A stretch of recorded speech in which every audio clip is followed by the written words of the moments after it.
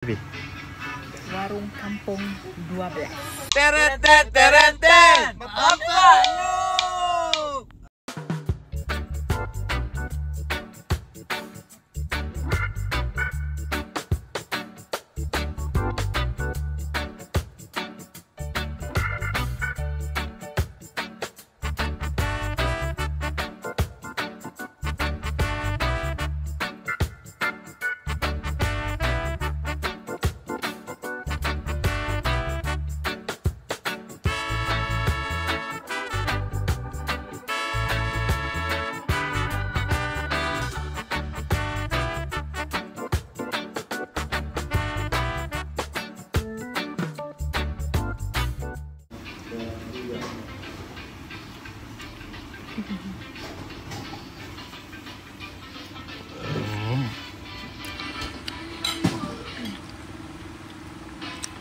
Cheese dia muak tak?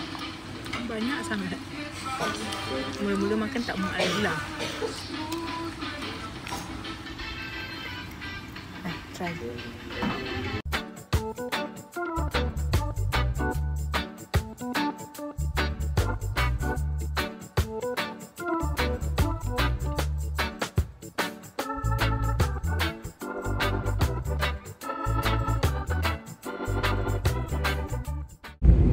So my wife nak bawa balik kita.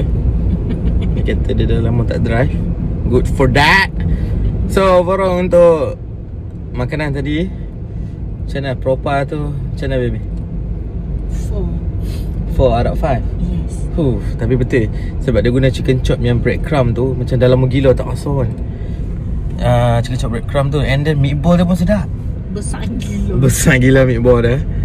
So ngam sui. Siapa yang makan sikit can order proper chicken meatball tu. Satu dish je share 2 orang. Ya, betul. And then if not Mazir, betul. Rasta burger, I was expecting like macam ada 3 colour, tapi mungkin sebab dia ambil warna sos merah dah, sayur dia hijau dah, and then bun dia kuning kot. Patty burger tu memang sedap. Chicken grill dia tu memang sedap. Juicy, flavorful and smoky. So memang ngamsui ya, rasa macam smoky.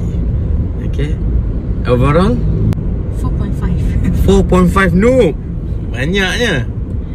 Sebab laju, sedap, portion banyak, murah. Lah I think for me murah lah dengan portion yang besar. Cuma parking lah.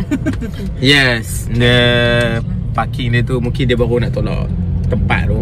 I think dia buka tempat baru kot. Kalau tak kat depan lagi, ini macam kena ke belakang sikit. Yes, so dia nak adapt untuk tempat baru. Ni setting, ni setup. Alright, cello.